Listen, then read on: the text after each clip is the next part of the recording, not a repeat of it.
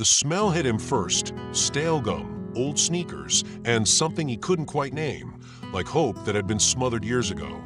Thomas Rivera stepped into room 104 at Jefferson High School with cautious optimism and a slight twitch in his left eye that he hadn't noticed since debugging 15-hour Python scripts back in Mountain View. The walls were covered in faded motivational posters, half-peeled and defaced. One read, "Your future starts now," but someone had crossed out future and replaced it with probation. He adjusted his glasses, gripping the handle of his worn laptop bag as if it were a shield. At 38, Thomas didn't look like a teacher. He didn't even feel like one yet. The principal, Mrs. Escobedo, had ushered him in that morning with the kind of smile reserved for volunteers at food banks, grateful, but not expecting much. "Room 104, she'd said. "It's a challenge, but if you can get through to even one of them, it's worth it." He hadn't asked what a challenge meant. Now he understood. The bell hadn't even finished ringing when a kid in the back flicked a pencil so hard it ricocheted off the ceiling and landed in someone's hair. A group of girls by the window were filming a TikTok, barely glancing at him. Another student had his hoodie pulled so far over his face he looked like a turtle retreating into its shell. "Good morning," Thomas began, voice firm but polite. "I'm Mr. Rivera. This is—" "Yo, Mr. R," shouted a kid in the front, tall and wiry with cornrows. "You got Call of Duty on that old-ass laptop." Laughter erupted. Thomas smiled awkwardly, trying not to let it crack. "No, but I do have a coding challenge for you." Another voice piped up from the corner. "Yeah, the challenge is staying awake." Thomas tried to power on the school's computers. 3 refused to boot. 1 flickered like a dying firefly. The rest had keyboards so gummed up with soda residue and grime that typing felt like pressing bubble wrap. Half the kids hadn't even sat down. A few more had wandered out into the hallway. "Okay," he said, clapping his hands. "Let's just start with—" A chair clattered across the floor, flipped, and smacked into the whiteboard behind him. Silence fell, sudden and sharp. The boy who had thrown it, tall, eyes full of something far beyond anger, walked right past Thomas without a word. The door slammed behind him, and that was how the first class ended. That night, Thomas sat cross-legged on the floor of his 1-bedroom apartment in Boyle Heights, lit only by the bluish glow of his laptop screen. The code looked different tonight: clinical, pristine, unfeeling. Java, Python, C++, he had mastered them all. He could reverse engineer algorithms in his sleep, once built a machine learning model that predicted hospital ER wait times with eerie accuracy. But this, room 104, it was chaos incarnate. He stared at the blinking cursor, its rhythm like a mocking heartbeat. The longer he looked, the more he felt like a fraud. Maybe they were right. Maybe this was a waste of time. He'd traded IPOs for IEPs and still felt bankrupt. The phone rang. "Elon," Thomas said, not even greeting him. "How bad?" "I might have lost them before I even got started." On the other end, Elon Musk paused. Background noise filtered in, some kind of low-frequency buzz, probably the engine hum of a Starship simulator. "You know why they look through you?" Elon asked. Thomas sighed. "Because they don't see anything worth looking at." "No, because they've been trained to expect nothing. You're not invisible. You're unexpected." Thomas let that sink in. "I thought maybe if I showed them how tech could change their world." "Then do it," Elon interrupted. "Don't teach them what the world is. Teach them to code the one they want. Start with curiosity. Don't go in there like it's a job. Go in like it's a startup. Your startup." Thomas laughed bitterly. "So iterate fast and fail faster?" "No," Elon replied. "Iterate honestly, fail loudly, and pivot when you must. But don't quit. You're not running a classroom. You're launching minds." After the call, Thomas stared at his code editor, fingers poised over the keys. He opened a new file and typed out a phrase, not in any particular language, but a mantra: loop start, don't quit. He created a basic HTML file, nothing flashy. Just a black screen and one glowing green sentence in monospaced font. "Welcome to room 104. You're not supposed to be here." but neither is greatness. He saved it, uploaded it to a local server. It wasn't much, but it was something. He opened another file. A new idea. What if he didn't start with syntax and variables? What if he started with stories? Let them build a website about their own lives. Teach them to edit the source code of their realities. Let them break things, then learn how to fix them. He remembered something Elon once said during a panel. The problem with traditional education is that it answers questions no one asked. Thomas decided to flip the script. Tomorrow, he wouldn't lecture. He'd ask. No textbooks, no login passwords. Just a question written across the whiteboard in bold, dry erase. What's one thing in your life you wish you could fix? If they answered, even one of them, he'd build from there. He didn't sleep that night. Not really. He stared at the ceiling, hearing echoes of laughter and slamming doors. But somewhere in that insomniac silence, he also heard something else, the steady hum of potential, like electricity just waiting for a circuit. At dawn, he packed his bag with more than just lesson plans. He brought in curiosity, grit, and a sense of purpose soldered into his bones. The sun rose over East LA, pink and angry, casting long shadows down Jefferson Boulevard. Thomas didn't flinch. Room 104 waited. But this time, so did he.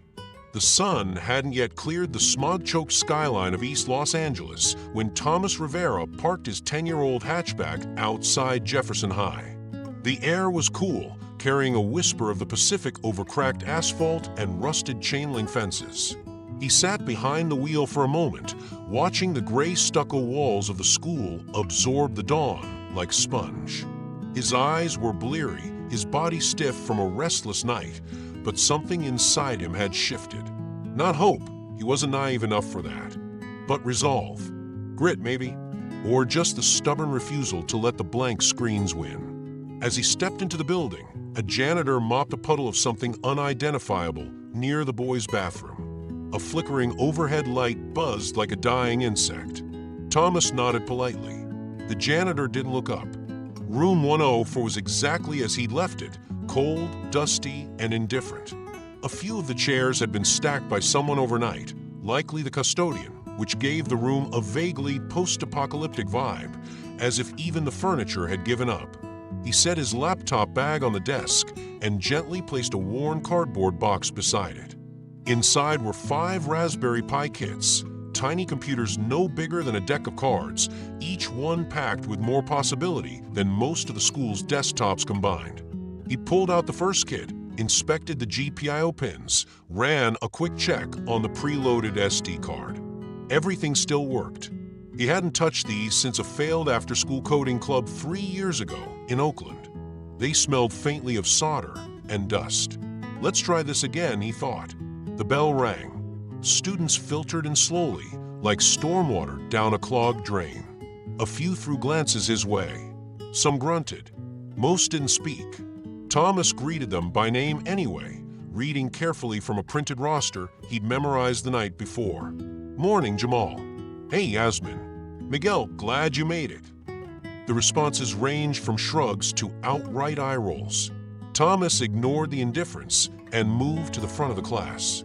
He didn't touch the whiteboard. Instead, he sat on the edge of the teacher's desk, holding up a Raspberry Pi like it was a secret treasure.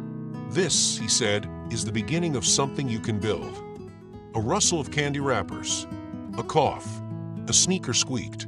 We're not doing PowerPoints today. No logging into dead computers. We're building. From scratch. From the middle row, Jamal leaned back in his chair, arms crossed tight over his chest. Man, nobody here's gonna be a hacker. A few snickers fluttered through the room like moths. Thomas smiled, not the forced kind, but a real one, small and tired and honest. Good, he said. Hackers break things. I'm teaching you to build. That gave Jamal pause. Just for a second, his eyes flicked down to the little circuit board in Thomas's hand, then quickly away. But the moment was there. It was something. Thomas spent the next 40 minutes walking them through the basics, not coding yet, just showing. The Pi kits lit up like tiny cityscapes blinking with life. He opened his own laptop and mirrored a screen to the old projector. It buzzed and hiccuped, but it worked. He launched a simple shell, typed in a few commands. The terminal responded, sterile and silent, like a magic mirror, whispering only to those who knew the right words. He didn't lecture. He asked, "What do you think this line of code does? How would you tell this tiny computer to blink a light?" Ever wanted to make your own game console? Build a weather station? Track the moon? At first, silence. Then murmurs. Then a hand-raised tentative low. A girl named Alma, quiet, seemed to draw everything she owned in the margins of her notebook. Her voice cracked as she asked, "So like, can you make it talk?" Thomas beamed. "Absolutely." He pulled up a text-to-speech library and within 2 minutes had the Raspberry Pi say, "Hello, room 104. I'm alive." Someone clapped sarcastically, but was still clapping. By the end of the period, 2 Pi kits were running. The other 3 had connection issues, but no one threw a chair this time. No one walked out early. And in the back corner, the hoodie kid, who hadn't spoken a word yesterday, was silently typing something into one of the terminals. A cursor blinked at the end of his sentence. That night, Thomas collapsed onto his couch, laptop balanced on his chest, shoes still on. He typed a text to Elon with one thumb. One kid asked what Python was. "That's something, right?" Elon didn't respond with words. Just a thumbs-up emoji and a link to an open-source MIT computer science curriculum. Thomas opened the link, scrolled, skimmed a few lesson plans. They were clean, polished, elegant. He copied the first module, variables and loops, and pasted it into a new document, rewriting it in his own words, stripping out the jargon. He added a note in bold. "Real-world challenge. Can you write a script that reminds you to eat breakfast if you skip it 3 days in a row?" That made him smile. Maybe it wasn't elegant, but it was real. The classroom was still a mess. The systems were still broken. The students still skeptical. But somewhere in the margins of the day, something had cracked open. Not wide, not yet, but just enough for a sliver of light. One blinking cursor, one spark. It would have to be enough. By the end of the second week, room 104 had begun to change, not quickly and not entirely, but in subtle, almost imperceptible ways. The air didn't feel quite as thick with resignation.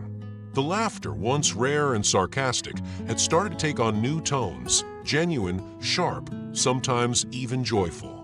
Thomas Rivera observed it all like a field researcher documenting a species rediscovering the will to evolve. Yet, beneath every small win, he understood something deeper. These students didn't fear failure. They had already accepted it as inevitable. Their internal code had been written line by line through years of disappointment, instability, and the unrelenting undertow of lowered expectations. If you believed the system would always crash, why bother booting up? So Thomas made a choice. He would stop trying to teach like a traditional instructor and start programming trust. Line by line, just like a system restore. First, he rewrote the syllabus, not officially, of course. The administration would have scoffed at anything deviating from the dusty binder labeled Digital Literacy Curriculum. Instead, Thomas quietly replaced units like typing basics and PowerPoint presentations with modules called Build Your Avatar and Glitch Lab. He decorated the room not with rules or rubrics, but with memes. Actual memes, dozens of them, printed on office paper and scotch taped to the walls. There was one of SpongeBob sweating in front of a terminal with the caption, "When your code worked yesterday, but not today." Another showed a grinning skeleton at a computer, still debugging at 3 a.m. The students noticed immediately. Yasmin burst out laughing at one with a grumpy cat that said, "I had 99 problems, but a syntax error crashed them all." She pointed it out to Alma, who giggled for the first time since day one. Even Hoodie Kid, whose real name turned out to be Isaiah, snorted when he saw the poster of a blinking cursor captioned, "My Social Life." Then came the aliases. Instead of forcing them to register their projects under legal names, which many students associated with school bureaucracy, report cards, and for some core documents, he let them create coding identities. They wrote them in permanent marker on sticky name tags and posted them above their workstations. One girl, bold and brilliant with green streaks in her hair, wrote, "Firewall Queen." Jamal, still skeptical but less resistant, chose, "404 not found." Isaiah went with, "Null pointer." Alma, quietly proud, chose, "Syntax." Two X's like a secret. Even Luis, who rarely spoke more than a few words at a time, scribbled "Colonel Panic" in looping cursive. It seemed silly, juvenile even, but Thomas saw something happen that week he hadn't seen before ownership. For the first time, the students weren't just sitting in the room, they were claiming space inside it. And yet, the real breakthrough didn't come during class at all. It came on a Friday afternoon, just after the final bell, when most students had already poured out into the sun-drenched courtyard, shouting and clattering and scattering like marbles dropped from a great height. Thomas was organizing pie kits into plastic bins when he noticed Luis lingering by the back row, slowly gathering scrap paper and wrappers that weren't even his. Thomas didn't say anything at first, just watched. Luis, tall and lanky, with a faded Raiders hoodie, didn't meet his eye. He moved like someone who had learned to stay small. Invisible. Harmless. "You don't have to clean up," Thomas said gently. Luis shrugged, without looking up. "It's fine. I don't got nowhere to be." Thomas hesitated. "You okay?" Another shrug. Then, "My uncle was a mechanic. He used to fix stuff like this." Thomas nodded slowly. "That's cool. He teach you?" Luis snorted. "Nah. He went to jail. He was out for a while. We'd fix radios. Old TVs. He liked breaking stuff apart. Said it made more sense that way." "You like fixing things?" Thomas asked. Luis didn't answer right away. He looked down at his shoes, the soles nearly worn through. "I don't know. Maybe." Thomas walked over to the supply cabinet, rummaged through the clutter, and pulled out a busted keyboard, half the keys missing, cord frayed like a severed nerve. "Here," he said, holding it out. "Start with this." Luis looked at it like it might explode. Then he took it. "What's wrong with it?" he asked. "I don't know," Thomas said with a shrug. "You tell me." For a long moment, neither of them spoke. Then Luis nodded, tucked the keyboard under his arm, and quietly left the room. He didn't say goodbye. But that night, as Thomas sat at his apartment desk sipping lukewarm tea, his laptop screen glowing like a hearth, he logged onto Zoom for his usual check-in with Elon. The connection clicked on, revealing Elon's clutter home office and his usual unbrushed hair, lit unevenly by 3 different monitors. He was eating almonds out of a coffee mug. "How's it going in East LA?" Elon asked between chews. Thomas leaned back, smiled, and let out a slow breath. "I think they're finally starting to see themselves doing this." "Doing what?" Elon asked, brushing a crumb from his chin. "Building something. Not just scraping by. Not just surviving." Elon's face didn't change much, but his eyes did. They softened. He leaned back in his own chair, mirroring Thomas's posture.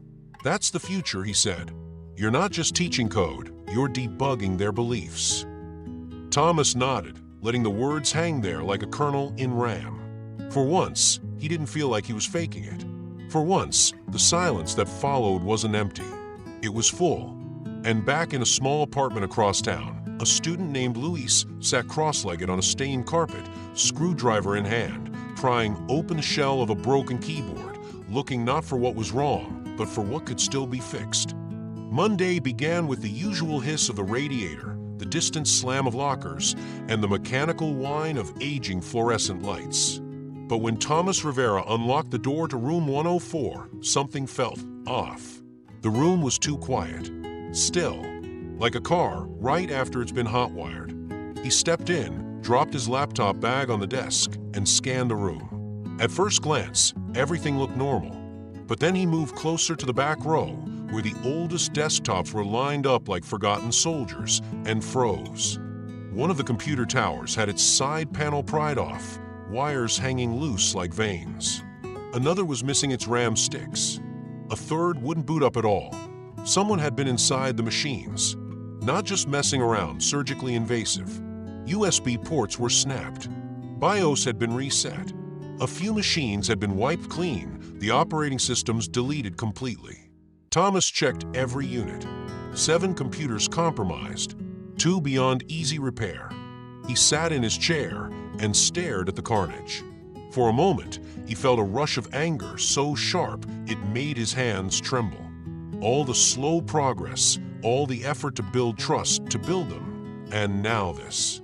A cruel regression. He clenched his jaw, remembering something one of his mentors used to say in Silicon Valley: data always leaves a trail, but emotion leaves a crater.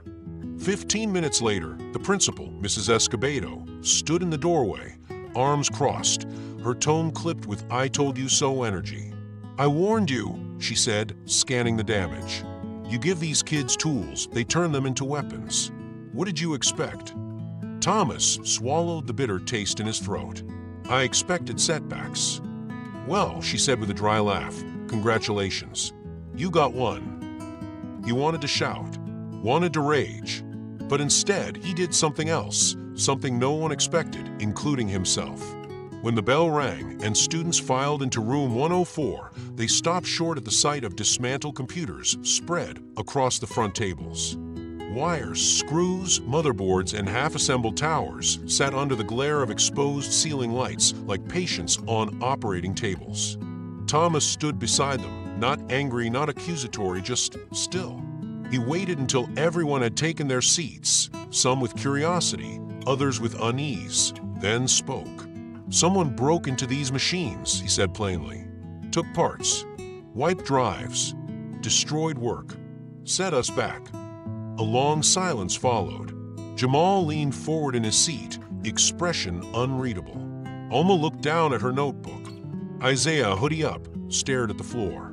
"I could report it," Thomas continued. "I could shut this room down, lock everything up, go back to worksheets." Still silence, shuffling feet, a cough from the back. "But I'm not going to do that," he said, lifting a screwdriver from the desk. "Because whoever did this just gave us the perfect project." Murmurs stirred. "We're going to rebuild the lab. Together." There was a beat of disbelief, like the room was catching its breath. Then came skepticism. "Why should we?" Jamal said. Not aggressive, just tired. "Ain't no one gonna care." "I care," Thomas said quietly. "Yeah, but they don't," Jamal replied, jerking his thumb toward the hallway, "the world, the system. This place ain't built for us." "Then we'll build it ourselves," Thomas said. "Starting now." He opened a cardboard box filled with old parts, extra motherboards, refurbished power supplies, salvaged fans. He passed around screwdrivers, zip ties, isopropyl alcohol.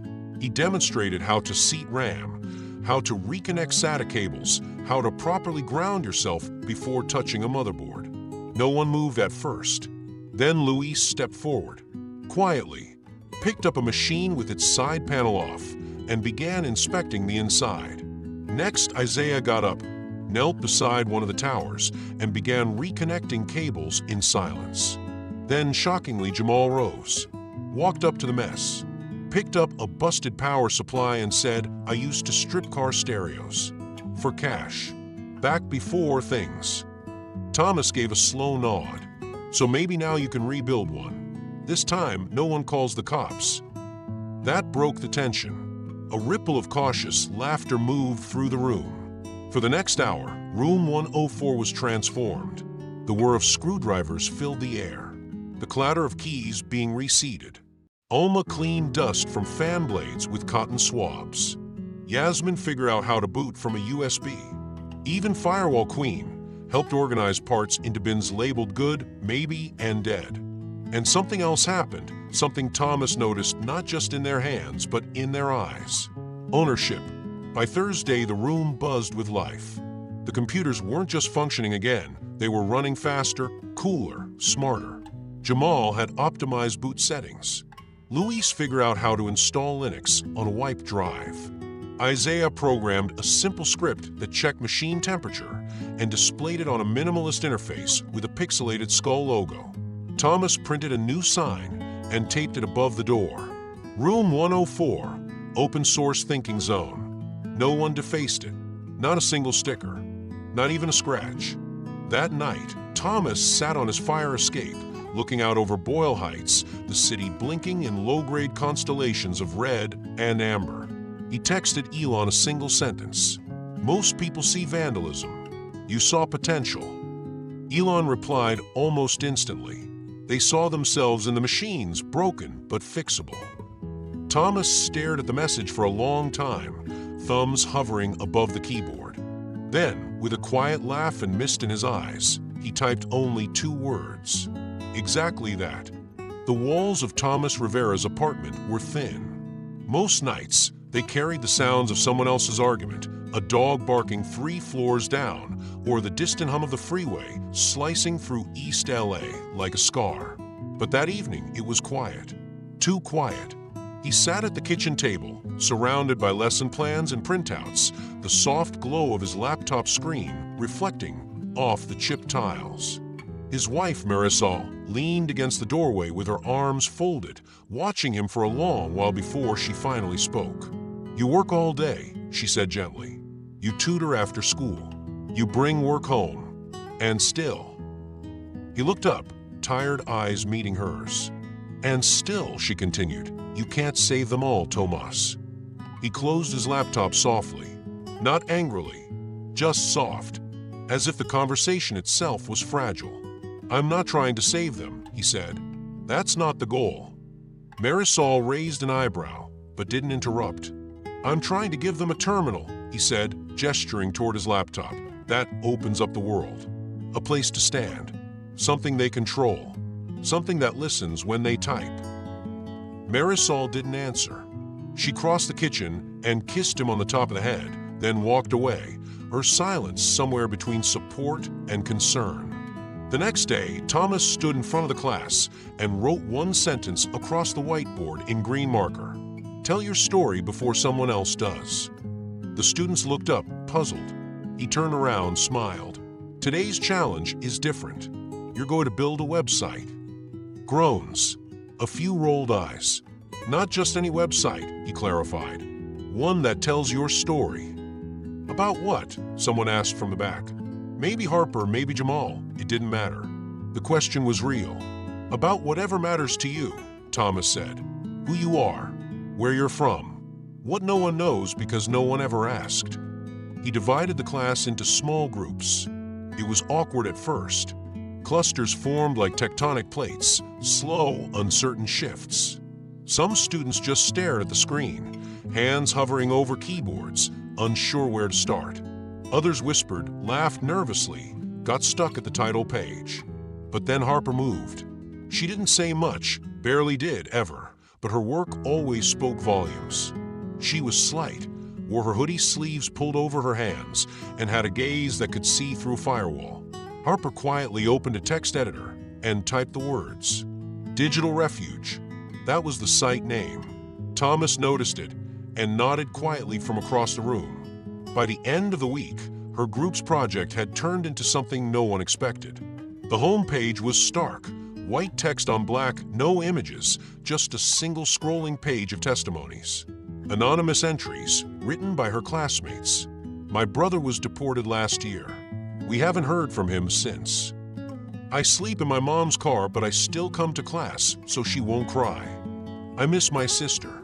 She was shot 2 blocks from here. Harper didn't decorate. She didn't filter. She didn't ask for permission. She just built it, and the others followed. Soon, other groups took inspiration. One site tracked daily meals and the number of students who went hungry. Another displayed a map of IC raids in their zip codes. A third showed poetry written in code, binary stanzas that translated into verses about missing fathers and borrowed time. When Thomas read Harper's site, he stepped into the hallway and leaned against the cool cinder block wall. He stared at nothing for a long time, heart pounding like he'd stumbled into someone else's secret.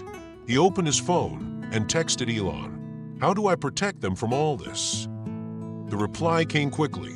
"You don't, but you amplify them. Give their voices bandwidth." Thomas stared at that for a while. Bandwidth. The next day, he presented a new idea. "I've created a class blog," he said. "It's password protected. Only we can see it, but it's live. It's real. You can post what you build, what you feel, what you want the world to know.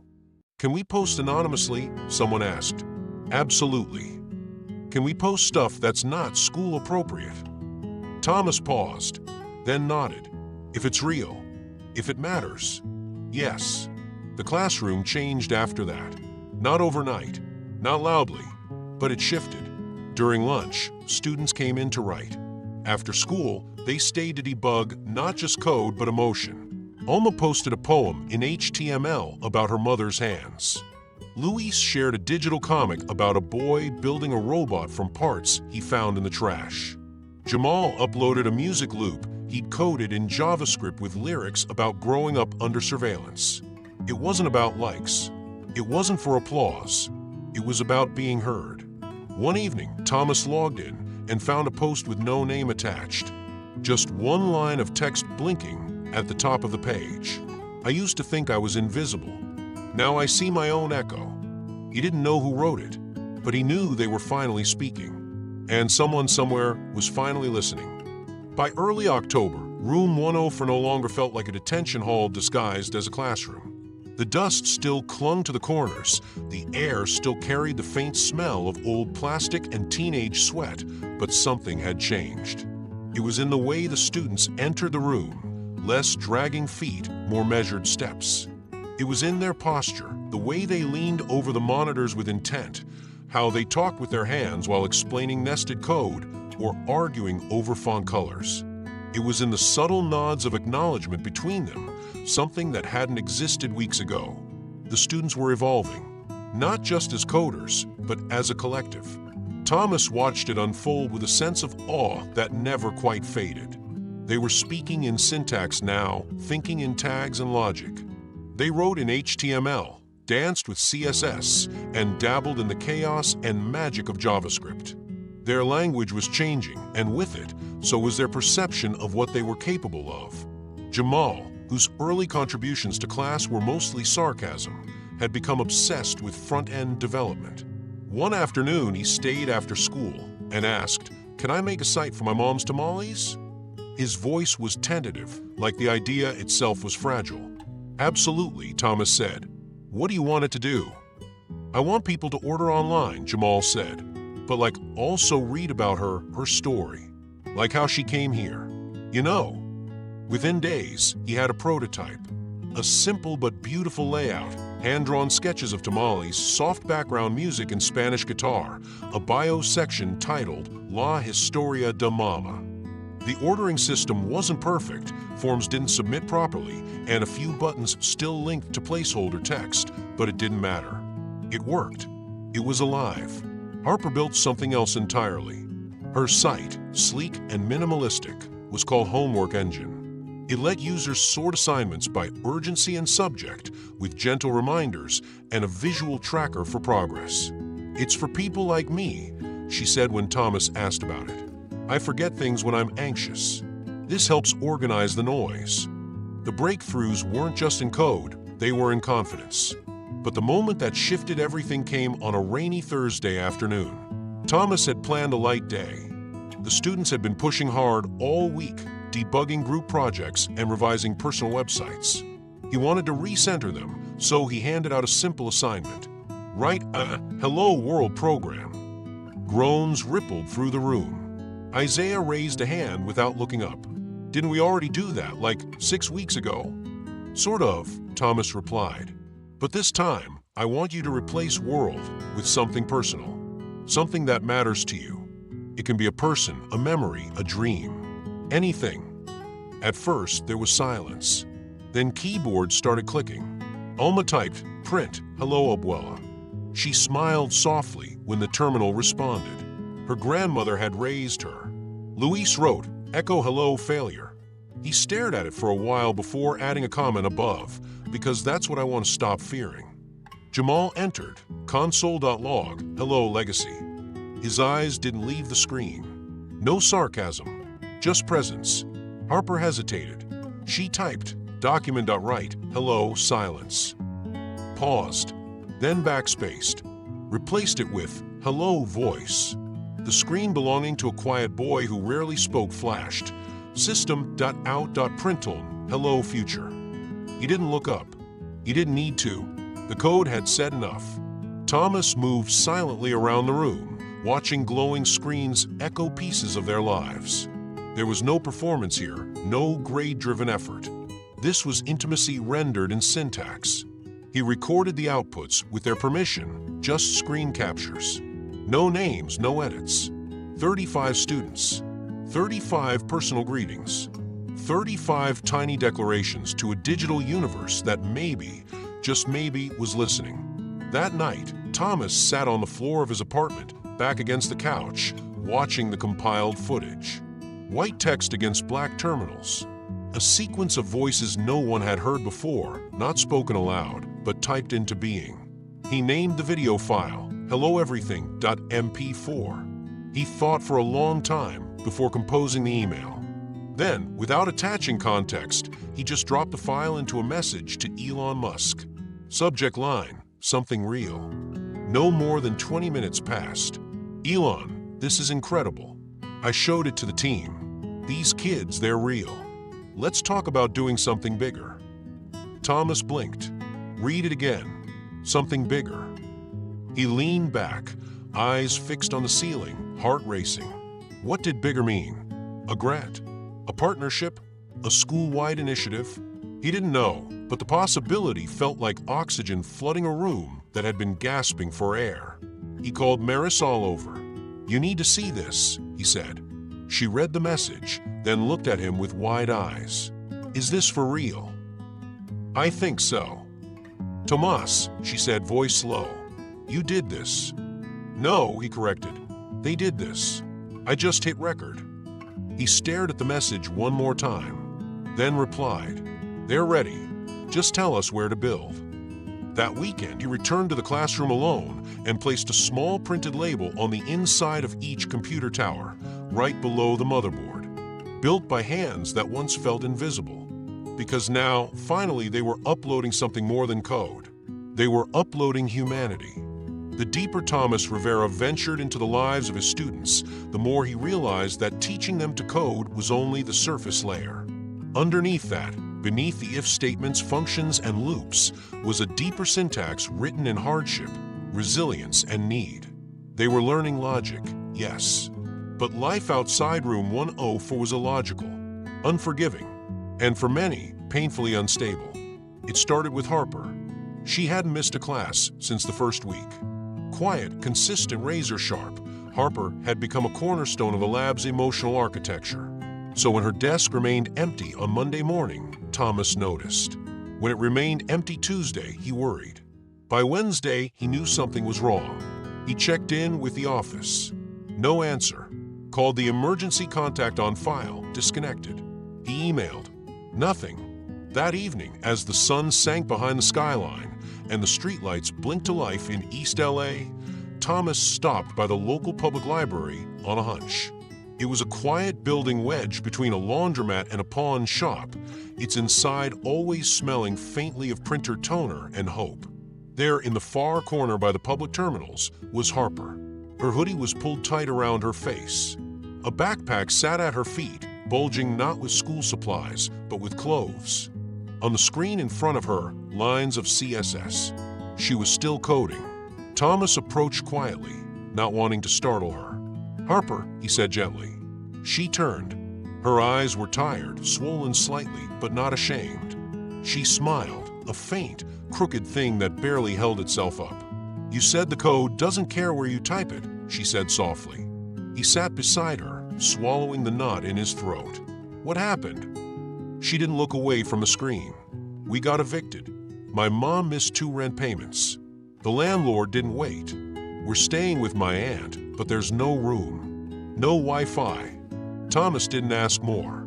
He knew too many of the stories already. What he didn't know, what he couldn't teach, was how she still showed up. Still typed. Still believed this mattered. He reached into his messenger bag and pulled out his personal tablet, a used model, a few years old but reliable. He placed it on the table in front of her. For you, he said. Harper's eyes widened. I can't. You can, Thomas interrupted. And you will. It's not charity. It's investment. Her fingers hovered over the device like it was sacred. Later that night, back in his apartment, Thomas didn't sleep. He stared at the ceiling, the pale light of his laptop casting strange shadows. Finally, he opened a new email to Elon Musk. Subject: this isn't just code. Body: we need to do more than teach. These kids don't just need education, they need infrastructure. Devices: internet access. Consistency: can you help? He didn't expect an answer that night, but one came an hour later. Elon, start compiling a list. I'll make some calls. The next morning, Thomas didn't say anything to the class about it. Not yet. Instead, he wheeled in a whiteboard and wrote a single question. If you could build something to make life easier for your family or neighborhood, what would it be? Then he opened a shared spreadsheet on the projector. One by one, students logged in and began to type. At first, the answers were tentative. A map of local food pantries, a job search app for teenagers with no resume, an alert system for IC raids, a tutoring chatbot that speaks Spanish, an anonymous support space for LGBTQ+ students.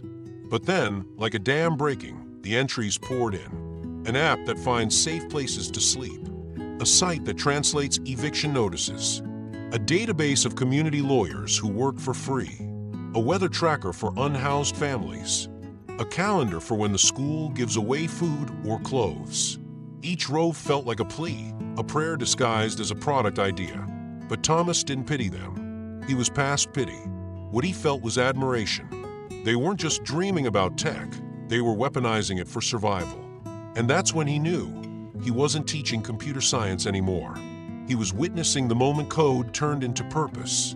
He began assigning projects based on the list. Group work shifted toward solutions with real impact. Jamal and Alma teamed up on the pantry map. Harper and Yasmin designed a bilingual chatbot.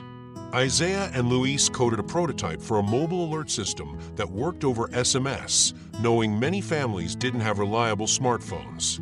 Room 104 transformed again, not into a classroom, not even into a lab. It became a launchpad. One afternoon, Thomas paused in the doorway as the students worked, earbuds in, sleeves rolled, keyboards clacking. He felt a lump rise in his throat. How many of these kids, he thought, would have been overlooked forever if no one had handed them a terminal and said, "Go." The bell rang, but no one moved. They were still typing, still building, still uploading. And Thomas stood there watching code become courage, watching hope compile in real time. This wasn't a curriculum. It was a revolution in plain text. The rusted metal bell above Jefferson High's entrance clanged at 8 a.m. sharp, like it had every day since the 1970s. But on this particular Friday, the morning buzz carried something different. Room 104 had become more than just a class. It was a current now, electric and growing. And Thomas Rivera, standing at the front of that transformed room, knew momentum needed kindling. Sparks needed fuel. So he opened the room that morning with a simple announcement. Today we have a guest. A ripple went through the room. Jamal raised an eyebrow. Alma stopped mid-keystroke. Harper slid her headphones off, curious. Thomas didn't introduce a tech giant or some distant industry executive. Instead, he introduced someone who once walked the same cracked linoleum floors and ducked the same underfunded expectations. Reggie Johnson, a Jefferson High alum from 7 years back, now a cybersecurity analyst for a mid-sized financial firm downtown. When Reggie entered, he looked nothing like the hoodie-wrapped teenager from the yearbook photo Thomas had shown them. He wore a dark blazer over a t-shirt that read, "Encrypted and Employed." His hair was cropped tight, and a Bluetooth earpiece hung around his neck like a badge of entry into another world. "Sup, y'all," he began, casual, confident. "Name's Reggie. I used to sit right where y'all are sitting." He pointed toward the back left corner of the room. Luis followed his finger with his eyes. He now sat in that same seat. "Back then," Reggie said, "I thought all this computer stuff was just fantasy, like video game dreams and sci-fi movies. I didn't even own a laptop. Thought I'd end up working security at a mall if I was lucky." He paused. "But a teacher, Mr. Delgado, back then, he showed me how to write a script that could track file changes. Just a few lines of Python. That was the first time I felt like I had control. Like I wasn't just reacting to life anymore, I was programming it. Jamal leaned forward, elbows on knees. Harper scribbled something in the margin of her notebook. Reggie smiled. Now, I work in cybersecurity. That means I get paid to break into systems before the bad guys do, then patch the holes. It's like being a digital locksmith with superpowers. I protect data. I protect people. I work remote, set my own hours, and drink fancy coffee I didn't even know existed. The room laughed. A good laugh. Not forced. Here's the thing, Reggie continued. I'm not special. I didn't go to some fancy school. I didn't have tech growing up. I just learned to think different. And I started to believe that maybe I could make it out. Not just out, but through. He leaned against the front desk. Your life is the code you write into it. So what are you typing? The room went still. No phones out. No side chatter. Just silence, soaking it in. Reggie ended by giving out his email. If you ever need help with a project or you just want to talk about careers in tech, hit me up. But don't ask me to hack your ex's Instagram. That's not what I do. More laughter. After he left, the room remained quiet. Thomas let the silence breathe.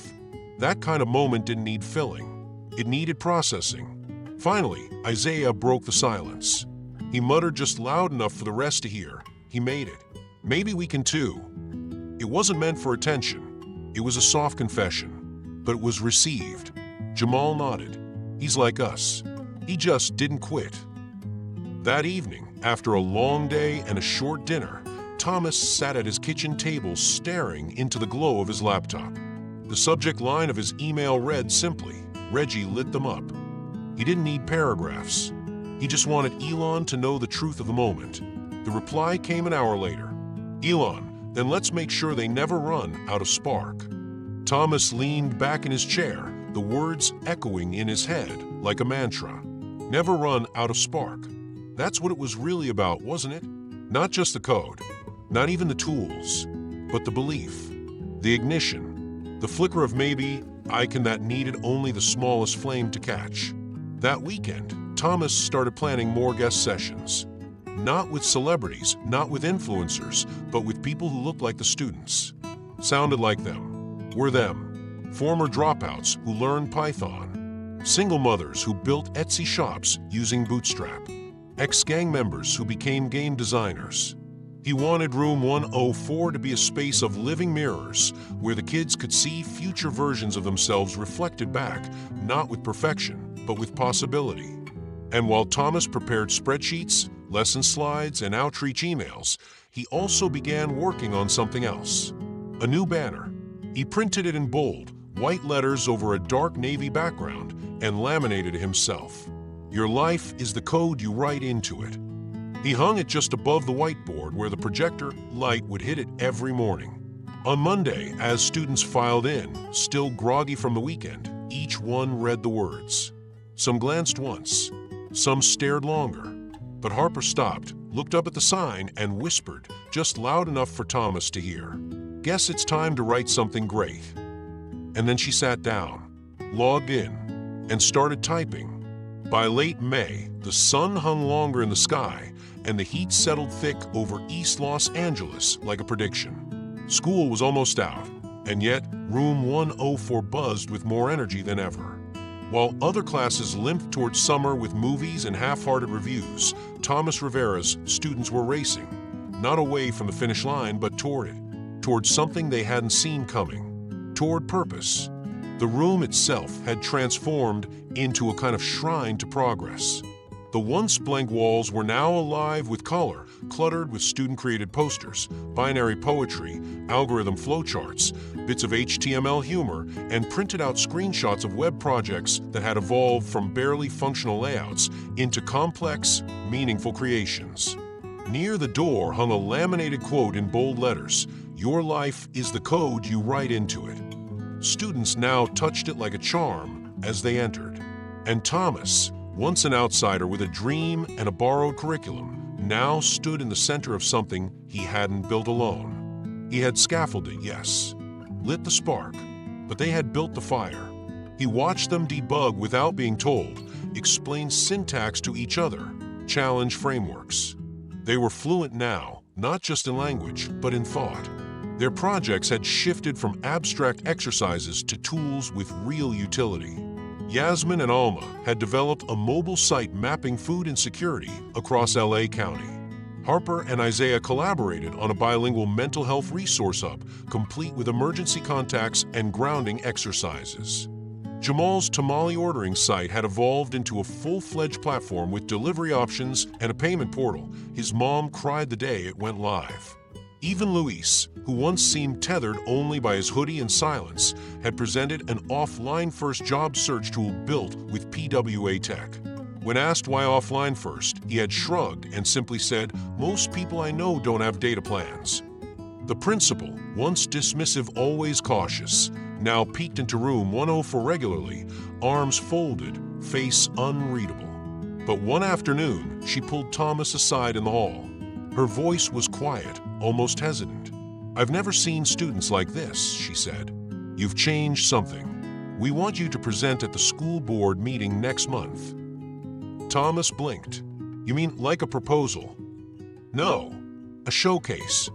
It happened. He stood under the harsh fluorescent lights of the district boardroom, flanked by students with flash drives and trembling hands.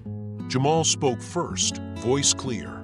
Harper followed, nerves trembling under every word, but powerfully steady. Alma closed the session by saying, "I didn't just learn a code. I learned that I can build something that lasts." The room was silent. Then applause. Some of the school board members stood. Later, at the final showcase for parents, folding chairs were dragged in from other classrooms. There wasn't enough room. Mothers in work uniforms and fathers with calloused hands sat shoulder to shoulder, listening as their children explained loops, logic gates, and responsive frameworks with the clarity of engineers. One father clutched a poster his daughter had made, a breakdown of how an API call works. His lips trembled. He didn't understand the code, but he understood the pride. Some parents cried openly. Others just smiled with something fierce in their eyes, like they were watching a timeline being rewritten. After the last presentation, the students didn't rush out. They lingered. They took selfies with the projects. They shook Thomas's hand, hugged each other. Even Isaiah, who still rarely spoke, handed Thomas a handwritten note that simply read, "Thanks for teaching me. I can build my own path." When the room finally cleared, Thomas remained. Room 104 stood quiet once more, but not empty. The walls were coded in life, in memory, in proof. He moved slowly, touching the posters, adjusting a few that had curled at the corners. Bits of tape peeled up under his fingers. He stepped to his desk and looked out across the room, replaying the first day. The chaos, the chair thrown across the floor, the silence that once screamed, "Don't try."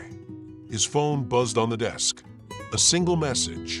"Elon, got a plan. Let's offer full college scholarships to the top 3 students. No strings, just future." Thomas froze. He read it again, then again. The breath caught in his chest. His hand trembled as he picked up the phone, and for a moment he didn't respond. Instead, he walked to the whiteboard, grabbed a marker, and underlined the quote. "Your life is the code you write into it." Then he sat down. Tears welled up, not from sadness, but from the weight of it all. The arcs they had traced together, the firewalls they'd knocked down, the logic gates that had opened, not just in code, but in self-worth. He typed slowly, "Thomas, they'll change the world. One line of code at a time." He hit send, then stared at the screen until the message faded. That night, he printed 3 certificates, just blank placeholders, each with the words, "To be determined by brilliance." He slipped them into a drawer beneath his lesson plans. The year wasn't over, but a future had already begun compiling. By Monday morning, the late spring light streamed through the high windows of room 104 with the kind of clarity that felt symbolic. The air buzzed with pre-summer warmth, but something else hung thicker than heat: expectation. Possibility. The sense that everything was about to change. Thomas Rivera stood at the front of a room, dry erase marker in hand, and wrote each word with deliberate strokes on the whiteboard. 3 full university scholarships. He paused, turned to face the class, letting the silence stretch. Sponsored by someone who believes in what you're building. He didn't say Elon's name. He didn't need to. That part didn't matter. What mattered was what followed. At first, the room was silent. Not out of indifference, but disbelief. Harper blinked several times, as if trying to process. Wait, seriously? Jamal leaned forward, eyes narrowing. This some kind of trick? No trick, Thomas said with a smile. But it's not a gift either. You'll have to earn it. Final project presentations start next week. This is your time to shine. And just like that, room 104 ignited. The quiet hum of motivation that had been building all year erupted into full-force determination. Students who had once questioned whether any of this mattered now raced to claim whiteboard space. Notebook pages flew open. Markers squeaked as flowcharts, wireframes, and database schemas appeared across every available surface. Every desk became a workstation. Every wall a planning board. Jamal gathered his group, now calling themselves Byte Street, and began prototyping a mobile-first redesign for his mom's business, complete with analytics and geofencing. Alma and Yasmin brainstormed how to integrate school lunch APIs into their food map to reflect real-time availability.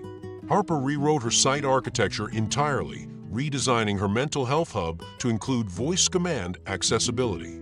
Luis asked for permission to borrow an Arduino kit, planning to connect his job search site to a simple LED notification system for low-income users without phones. Even Isaiah, still largely silent, opened up enough to present a crazy-sounding but brilliant idea, a decentralized peer-to-peer homework sharing platform with built-in plagiarism detection. It's like GitHub, he explained to Harper, but for schoolwork. So we help each other but keep it real. The days that followed blurred together into a beautiful chaos of ambition. Students stayed after school in droves, huddled around glowing screens and half-eaten snacks. The vending machine emptied every afternoon. The classroom floor became a maze of wires, post-it notes, backpacks, and dreams. Arguments happened. Over fonts, over button placements, over whose turn it was to use the one Raspberry Pi with a functioning HDMI adapter.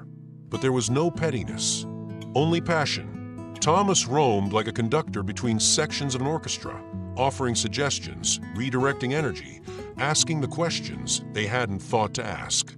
What's the problem you're solving? Who is your user? How do you make it last? He didn't code for them. He didn't debug their projects. He just watched. And when they hit walls, he encouraged them to climb over, tunnel under, or rewrite the structure entirely. They weren't just classmates anymore. They were a team. One afternoon, Harper stayed late, too focused to notice Thomas sweeping nearby. "Why are you still here?" he asked, mostly teasing. She didn't look up, because if I'm going to win that scholarship, I'm going to do it with something real, not something safe. Thomas smiled, quietly floored. Not something safe. Another evening, Luis handed Thomas a sketch drawn in pencil on lined paper. It was a blueprint for a community kiosk, a solar-powered touchscreen that could display local job listings and social services without needing internet. "I don't have the tech to build it yet," he said, "but maybe one day." Thomas held the paper for a long moment. "You will." That night, Thomas sat at home on the couch, phone in hand. The house was quiet, Marisol out visiting her sister. The street outside settled into its usual low hum of night activity. He opened his messages and typed, "Thomas, you've just changed 20 lives." The reply came 5 minutes later. "Elon, no, I just opened a door. They're the ones walking through it." Thomas set the phone down and exhaled slowly. He knew Elon was right, because he'd seen it. The way Jamal took charge like a project manager born in code, how Alma's once fragile voice now spoke with authority, how Harper had finally stepped into the spotlight without hesitation. Isaiah, Luis, Yasmin, and the others, they were building systems not just with code, but with intention, with the belief that what they made mattered. This wasn't a competition. It was a compilation, A year's worth of learning, struggle, creativity, and growth coming together line by line. Compilation day was coming, and when the final bracket closed, the program would run, not because of Thomas, not because of Elon, but because 20 young minds had rewritten the story they were once handed. And they weren't just going to run it, they were going to deploy it live. By the end of the week, the high of scholarship announcements and electric collaboration had given way to something more familiar, doubt. Like a bug that hides between the lines of a well-written script, it crept in silently, whispering uncertainty where there had once been momentum. Luis was the first to stall. He had been making steady progress on his app, a simple but powerful tool that mapped safe walking routes home through East LA neighborhoods. He'd use crime data, streetlight coverage, and even input from classmates to flag dangerous intersections. But that Thursday, Thomas found him frozen in front of his screen, hands limp on the keyboard. "I can't do it," Luis muttered. "What if I bomb the presentation? What if I'm not even good enough to be considered?" Thomas pulled up a chair and sat beside him. "You built something that can keep people safe," he said softly. "That's not just good, it's necessary. How many people your age even think about that, let alone try to solve it?" Luis didn't respond right away.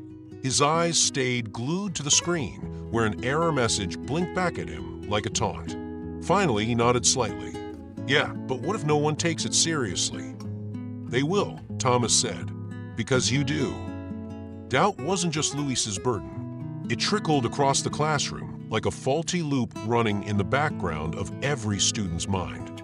Harper, usually laser-focused and composed, had suddenly started rewriting entire paragraphs of her site's mission statement. She removed story entries that had once made her proud, second-guessing their clarity, their power, their worth. Jamal, who had been leading his group with energy and confidence, now sat for long stretches of time reviewing code he had already perfected, convincing himself that if he didn't change something, it would be wrong. Broken. Not enough. Even Alma, usually grounded, began whispering doubts to Yasmin about whether her site truly helped anyone or was just a class project dressed up pretty. Thomas recognized the symptoms. Perfectionism, imposter syndrome, burnout, all the invisible enemies no firewall could stop. He'd seen it in startups, in brilliant engineers who suddenly couldn't commit a line of code without permission, in founders paralyzed by their own potential. So he changed tactics. He didn't lecture. He didn't assign anything. Instead, the next morning, he taped a new sign to the door. "Room 104, debugging zone. No judgment, only iteration." He turned the classroom into a safe haven, a sandbox. Mistakes were not only welcome, they were required.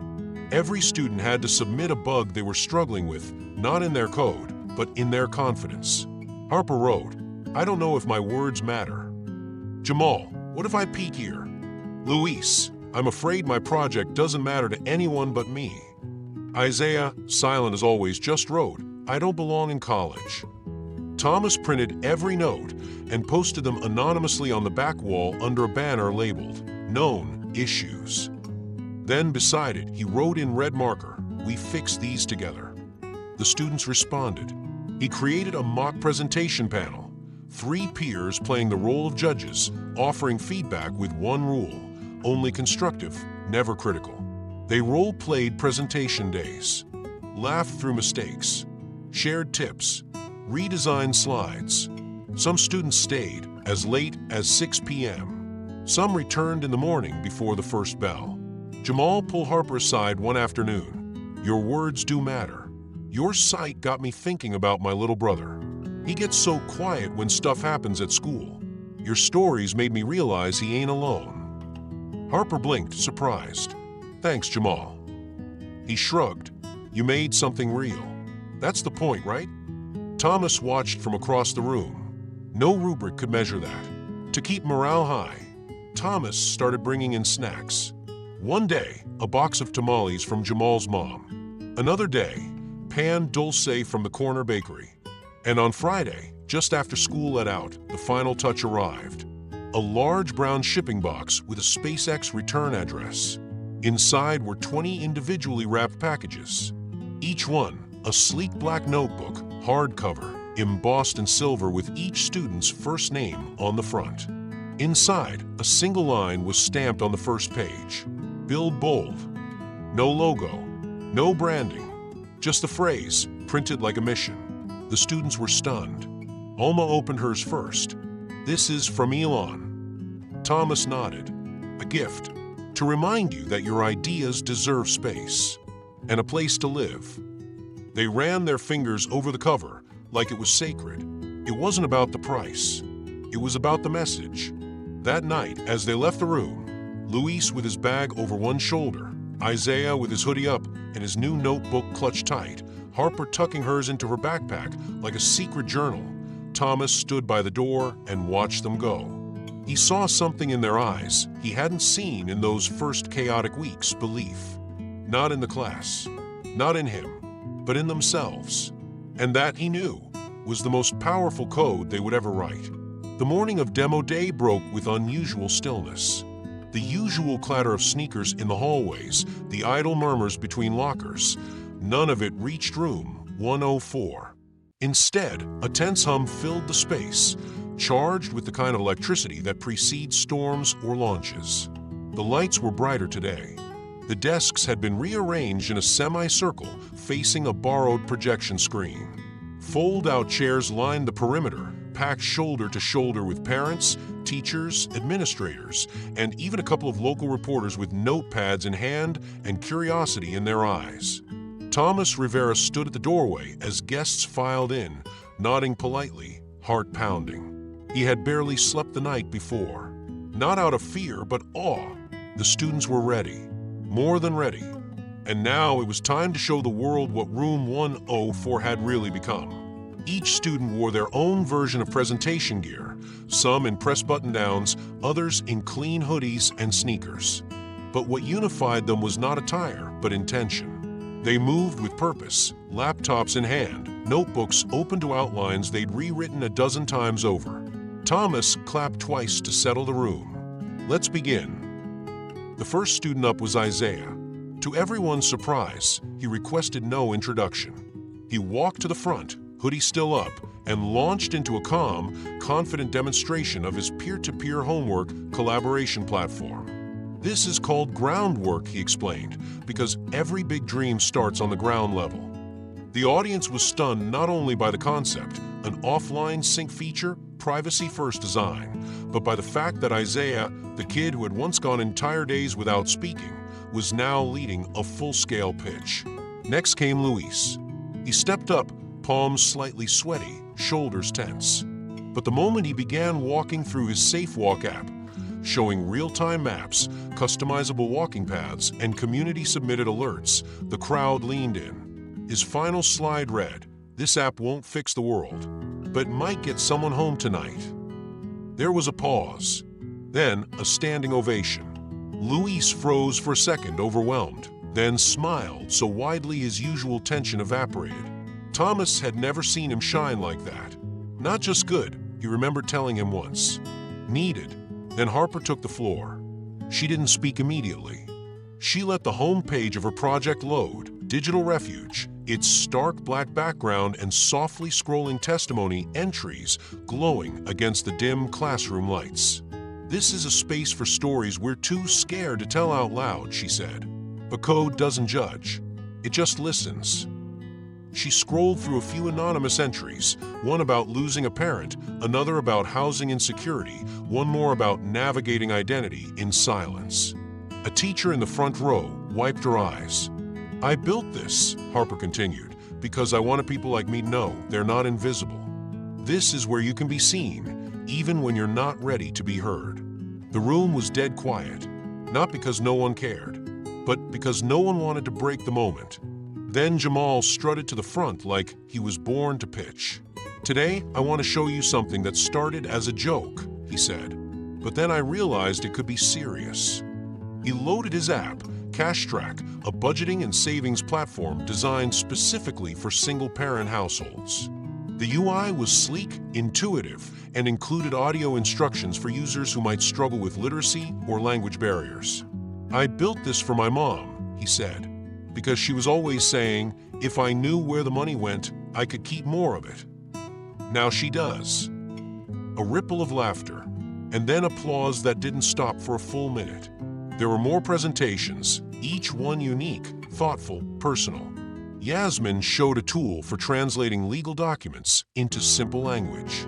Alma demoed her food pantry API integration and even displayed real-time data from a partner shelter. One student, Carla, created a mindfulness app that only worked offline, so users wouldn't be distracted by notifications.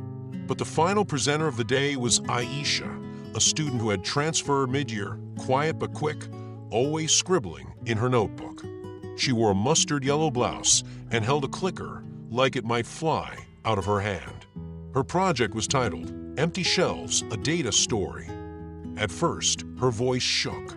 She stumbled over her first line, paused, and looked down. Thomas tensed in the back, ready to step in, but didn't. He trusted her. They all did. Aisha took a breath and started again. I live in zip code 90022. This is where I'm from. This is also where over 27% of children experience food insecurity.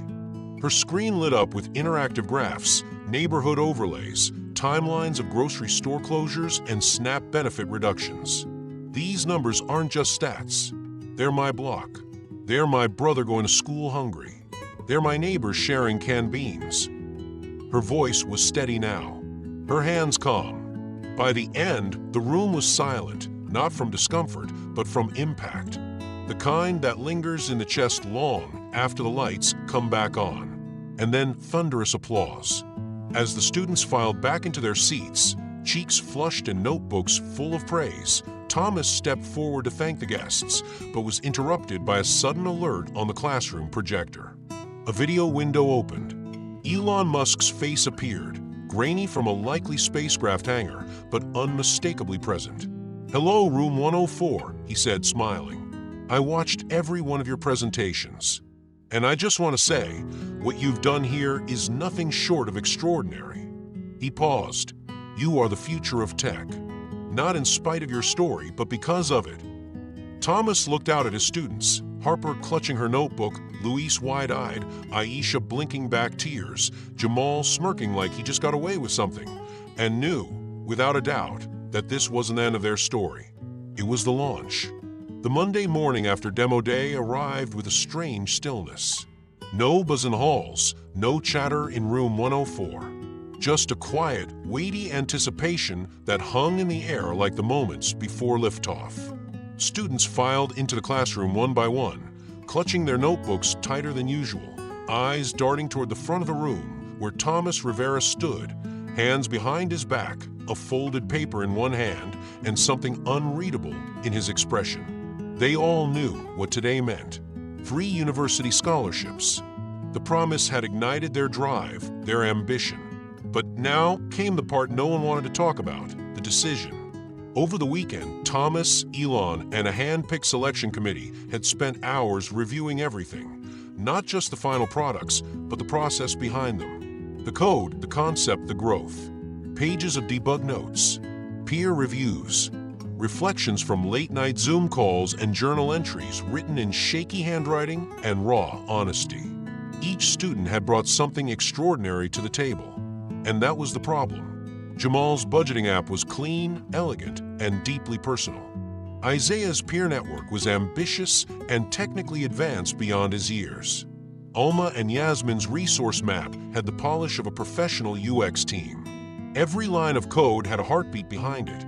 But when it came down to it, 3 stood out just a little further. Harper's storytelling platform hadn't just shared voices, it had moved people. Her leadership throughout the semester had turned quiet students into collaborators. Luis's SafeWalk app had turned data into protection. His vision had already drawn attention from local nonprofits. And Aisha's project had gone beyond code. It was journalism, empathy, and analytics wrapped into one powerful narrative. Empty Shelves was already sparking real conversation in the community. So the decision was made. Now came the hardest part, saying it aloud. Thomas stood in front of the class and met their expectant gazes. "I want you to know," he began, voice even but filled with gravity, "this was the most difficult decision I've ever been a part of. Every one of you showed courage. Creativity, grit. You didn't just build software. You built yourselves. He paused, heart pounding. The university scholarships will go to Harper, Luis, and Aisha. Time stopped. Then a deep breath was collectively released.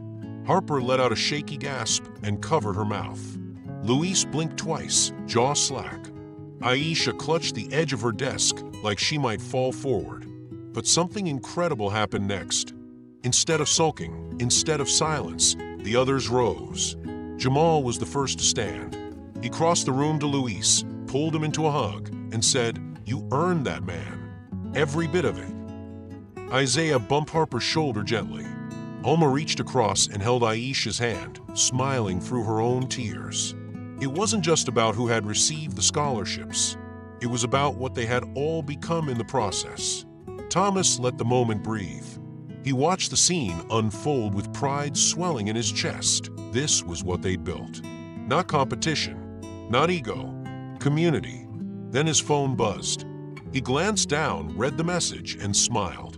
"Elon wanted me to tell you something else," Thomas said, holding up the screen. "He's funding brand new laptops and summer coding courses for everyone. No exceptions." The room froze, then erupted. There were shouts of joy, laughter, hugs that turned into group squeezes. Yasmin leaped up and shouted, "We all made it," and the room cheered louder. Even Isaiah cracked a rare grin, holding up his hand for a round of high fives that kept multiplying. It wasn't just about the top three anymore. It never had been. Every student in room 104 had walked through the fire of their own limitations, fears, and doubt, and emerged with something real, tangible, beautiful. Later that day, after the buzz had died down and the students had gone, Thomas stood alone in the quiet room. The chairs were slightly crooked. Cables dangled off tables like they were still processing everything that had passed through them. He looked at the board, the one that had once been used to write assignments they didn't care about. Now it was filled with their ideas, their future plans, a few messy doodles, and quotes they'd scribbled as jokes or inspiration. He picked up a marker and, without planning, wrote a single sentence. "Believe in yourself. And when you can't, believe anyway." He capped the marker, stepped back, and stared at the words. It wasn't technical. It wasn't code. But in that moment, it felt like the most important algorithm they'd ever need. As he packed up for the day, he glanced at the stack of notebooks on his desk, each embossed with a student's name and the words "Build Bold." He thought about what that meant now, how those two words had become more than a phrase. They were a philosophy, a compass. He didn't know where each student would land, what jobs they'd take, what code they'd write. But he knew deep in his bones that room 104 had launched something bigger than any program or scholarship. They hadn't just learned to code. They had learned to believe in themselves, in each other. And that kind of syntax, it changed everything. By the time the jacaranda trees in East Los Angeles bloomed purple and began shedding their petals across sidewalks like digital confetti, the school year had officially ended. Summer arrived with its heat and its promise. The halls of Jefferson High were quieter now, no bell schedules, no student debates spilling out of classrooms. But in many ways, the most meaningful transitions were just beginning. Harper had already started packing for college. Her acceptance email had come with a full-ride dorm placement and an invitation to an honors seminar titled Storytelling in the Age of Code. When Thomas congratulated her, she'd said, almost in disbelief, "I never thought my words would get me anywhere." Now, she was fielding emails from academic mentors and student groups. Her hoodie sleeves were still long, but she stood taller, more certain of herself and her voice. Luis, once too afraid to speak in front of his own class, was now prepping for a summer internship with a community tech nonprofit. They'd seen his Safe Walk prototype during demo day and called Thomas the next morning. "We've never had a high schooler solve a real-world logistics problem like this," the director said. "Can we meet him?" Luis nearly dropped the phone when Thomas relayed the message. "Me," he said, stunned. "Are they sure?" "They're sure," Thomas said. "But more importantly, you are." Aisha, quiet but determined, had just returned from a virtual interview with organizers of a National Youth Tech Summit in Oakland. They wanted her to be a featured speaker. When Thomas asked what she would talk about, she smiled faintly and said, "How to visualize what the world won't show you." She was already sketching slides, referencing real-time data APIs and demographic overlays. Aisha was no longer invisible. She was heard. Back at room 104, things were quieter. The whiteboard, once filled with logic gates and motivational quotes, was clean now, wiped of its chaotic wisdom. The computers were shut down, chairs stacked, cables coiled like sleeping snakes. Thomas worked alone most afternoons. He moved slowly, peeling down the poster students had made, quotes like "bug-free zone" and "deploy with purpose." He folded each one carefully, storing them in a cardboard box labeled Class of Coders 104. He dusted the desktops, untangled power cords, and unpinned sticky notes that had once mapped out brilliant, fragile ideas. The silence was both comforting and disorienting. Room 104 had become a home, a launchpad, a safe haven where futures compiled line by line. And now, with the students gone, Thomas stood in the center of it all, wondering what came next. He didn't have to wonder long. The district had noticed. Not just the scholarship recipients or the projects, but the transformation, the culture he'd built. Administrators had called him into a meeting 3 weeks earlier. "We want you to build this for the entire district," they said.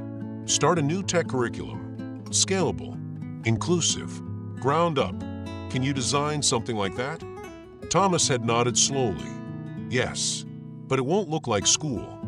"That's what we're hoping for." So room 104 was the prototype. Now came the architecture. But before he left, Thomas knew he had one more thing to write.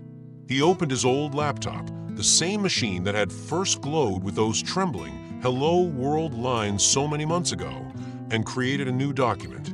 It wasn't a lesson plan. It wasn't a syllabus. It was a letter. readme_first.txt.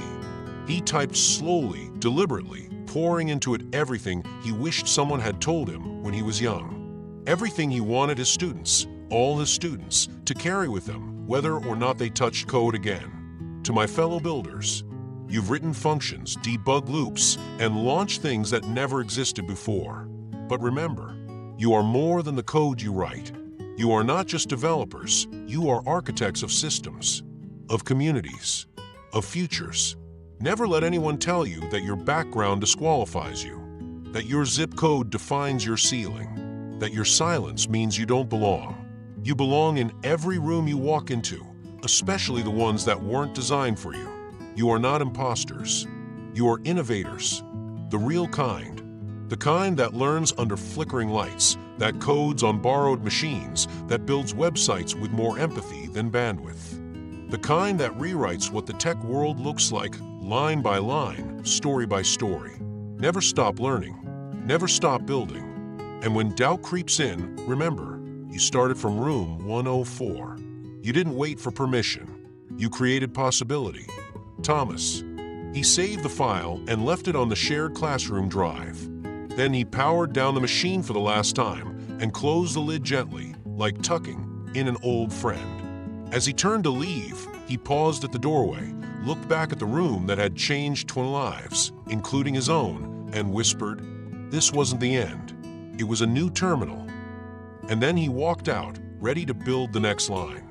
When stone drops into water, the splash is easy to see. But the ripples, that's where the real story unfolds. Room 104 had been that first drop. And now, as summer turned into fall and Jefferson High welcomed a new wave of students, the ripples were everywhere. The class of coders didn't just graduate. They branched out, forked their missions, and began submitting their lives to the world as open-source inspiration. Jamal was the first to take action. The week after his internship started, he showed up at Fremont Middle School, just 4 blocks from Jefferson, wearing his Build Bold notebook tucked under one arm like a blueprint. He met with the vice principal and pitched a weekly coding club, after-school volunteer-led, focused on students who had never seen code as a possibility. He brought donated Raspberry Pis from the nonprofit where he interned and printed his own handouts. "They're like mini-me's," he told Thomas over text one day, "except louder and somehow already better at CSS." Harper took her quiet leadership to YouTube. Her videos weren't flashy, just a screen share, a calm voice, and code that unfolded like storytelling. The first series was called Code Confident and walked middle schoolers through basic HTML and JavaScript. But she didn't stop there. Her second series was called Speak Soft, Build Strong, and focused on imposter syndrome. One video titled "You Belong in This Terminal" went viral within a week. She ended each one with the same sign-off: "Your story is the source code, everything else is syntax." Luis went multilingual. He spent most of his summer rewriting his SafeWalk app, line by line, to support full Spanish localization. Then he added Vietnamese, inspired by a new student at Jefferson who struggled to navigate campus maps in English. Luis worked weekends at a grocery store, but every break, every late night, was spent refining his UI to speak to more than just tech natives. His version 2.0 launched in October with a simple new tagline: "Safety should be readable by everyone." The effect was undeniable. Teachers began requesting coding integration for other subjects. A world history teacher asked Thomas, "Can my students build interactive timelines?" A biology instructor requested help with a genetics simulation game. Even the students who weren't part of Room 104 had started talking about it like legend. The once dreaded classroom became a destination. Freshmen whispered about the launchpad, a name first scrawled in marker on the whiteboard by Yasmin after the final showcase, and now etched in metal above the door in brushed aluminum, donated by a local tech firm. Jefferson High, once dismissed as another overcrowded, underfunded urban school, was now earning a reputation for digital excellence. Not just in scores, but in culture. The shift wasn't top-down. It had grown from the roots, from trust, from a teacher who believed that a terminal could be more than a blinking cursor, and from students who had learned that belief was the most powerful input. And then one October morning, he came. There was no press release, no entourage, just a black Model X quietly pulling up to the curb during third period. Elon Musk stepped out wearing a gray hoodie and sunglasses, holding a cup of coffee, and smiling like he'd just walked into a friend's garage. The front office buzzed with confusion until he quietly said, "I'm here to see Room 104. Thomas was in the middle of mentoring a student who was experimenting with augmented reality overlays on campus maps when the door creaked open and Elon stepped inside. No announcement, no fanfare, just presence. The room went still. Jamal's jaw dropped. Alma blinked like she'd seen a glitch in the simulation. Harper stared in disbelief mid-keystroke. Elon walked slowly through the room, nodding at posters, glancing over screens. He knelt beside Isaiah, who was rewriting a script to anonymize survey data. "You wrote this in Python?" he asked. Isaiah just nodded. "Version 3. Elon smiled. "Nice recursion logic." Then he moved to Luis, who had just opened his bilingual UI mockup. "Is that Vue or React?" "React," Luis said. "I'm rebuilding the components to scale better on older Androids." "Smart," Elon said. "Most people forget to optimize for the edges." He stayed for nearly an hour, speaking with every student who approached him. He didn't give speeches. He asked questions, deep, direct ones, about logic, about ethics, about why they built what they built. And the students answered not like fans, but like peers. Before he left, Elon stood by the door with Thomas. They shook hands, no cameras, no ceremony, just two builders exchanging a quiet acknowledgement. "You know," Elon said, looking around the room, "this is what exponential growth looks like." Thomas glanced at his students, who had already returned to their keyboards. "This isn't a class anymore," he said. "It's an open source movement." Elon smiled. "And you're upstream of 1,000 forks." When the door closed behind him, no one said anything right away. Then Jamal broke the silence. "Yo," he whispered, "did he just call us open source?" The room burst into laughter. But beneath it, underneath the smiles, the disbelief, the rush of the unexpected, was something else. Pride, the kind you can't teach, the kind you earn, the kind that spreads. And Room 104 kept building, not because they had to, but because they could. Time, like code, doesn't always run linearly. It loops, it branches, it hits breakpoints. Years passed after Room 104's final semester with that original class, the one that rewrote what possibility looked like at Jefferson High. The posters eventually faded. The desks were replaced. New students filtered in, unaware of the legacy beneath their feet. But outside the campus, the impact rippled outward, versioned across the lives of 20 young coders who had learned how to debug not just programs, but their own sense of worth.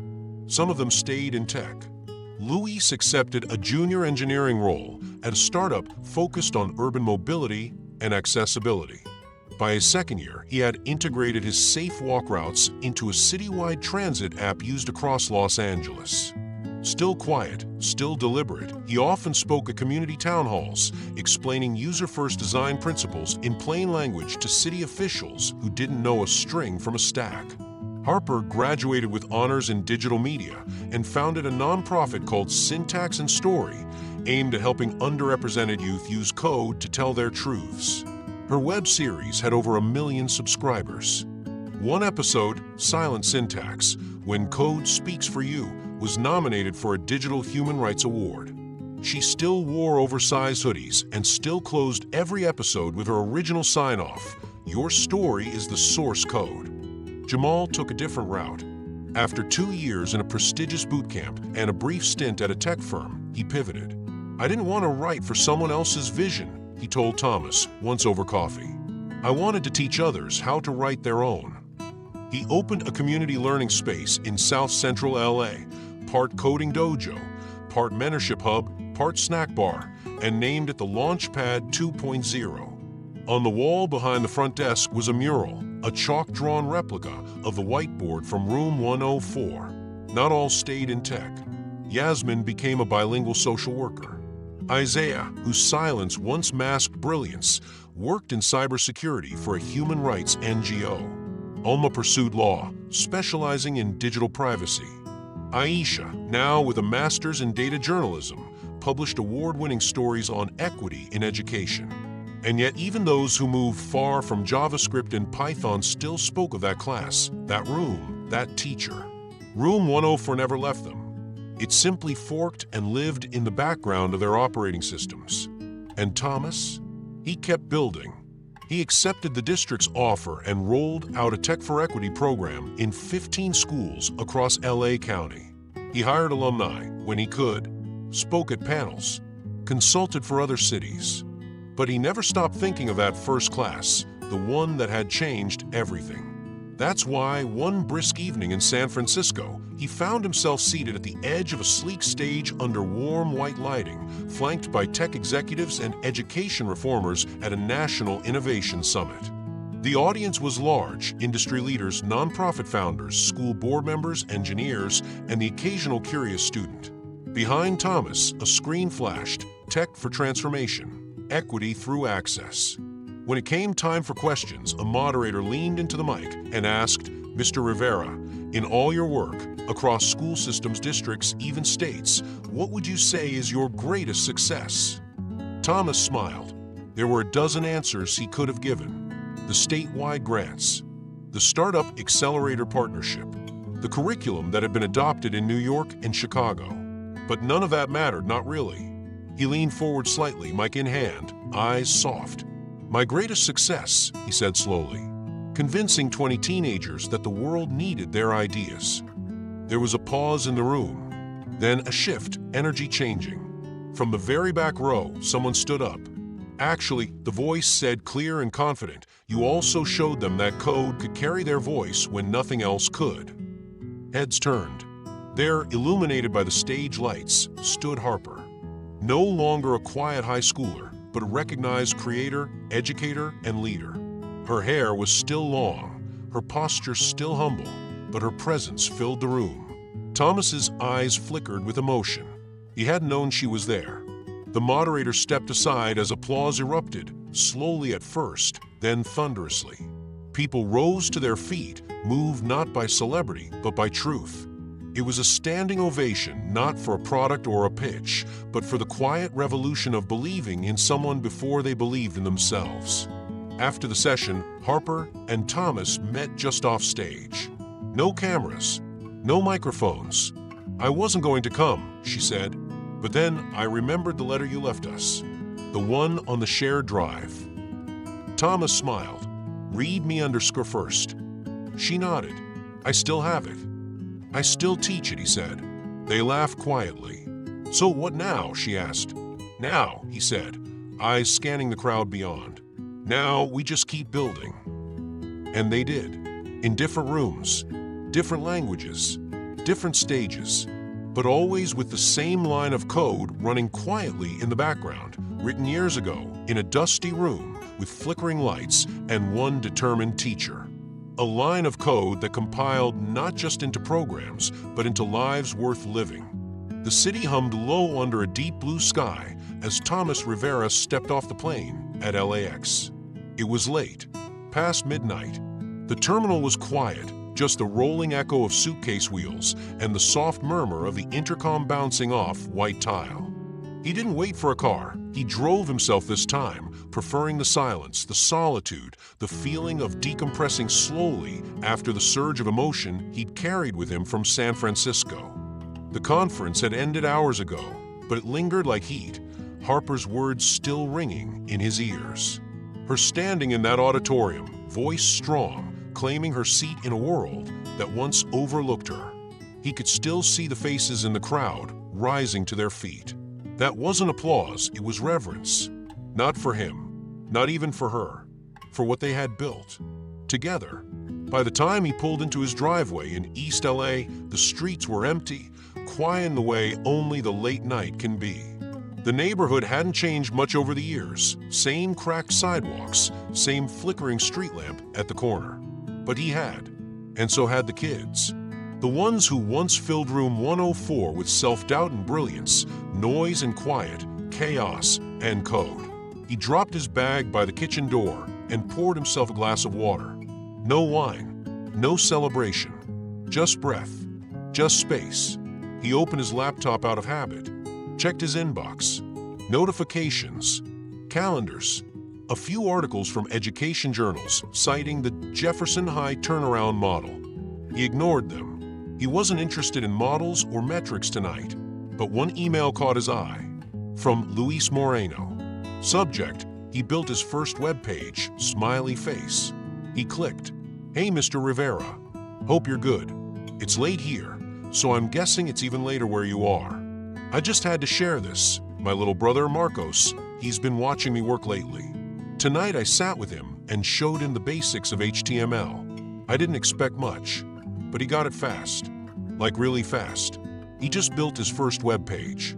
It says, 'Welcome to my universe.' That's it. Simple. White background, black font. But man, it hit me. I saw myself in him. And then I saw you. Thanks for everything. Luis." Thomas leaned back in his chair and let out a breath he hadn't realized he was holding. The words settled in his chest like code compiling in the background, quietly powerful. He pictured Luis, older now, more confident, guiding his little brother the same way Thomas had once guided him. And he knew this was the loop. The beautiful, intentional recursion of legacy. He stood up, crossed the house, and walked into the garage. It smelled faintly of dust and machine oil, the same scent it always carried. Against the far wall, under a stack of carefully labeled boxes, was one marked in black Sharpie, Room 104 Archive. He hadn't opened it in years. Inside were memories that once lived on walls and desks and hearts. There was a cracked whiteboard marker he remembered Jamal using to draw wire frames. A Bill Bold notebook with Harper's handwriting, neat, thoughtful, a margin full of doodled semicolons. A tiny USB drive with Digital Refuge Final Build scribbled on it in silver pen. Notes from staff meetings. A photo of the class on demo day, just after Aisha's presentation, every student smiling like they belonged in the moment they were living.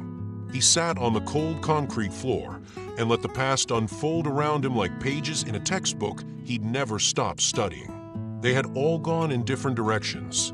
Some still coded, some didn't. Some went into education, policy, art. Some were quiet about their time in room 104, carrying it like a heartbeat no one else needed to hear.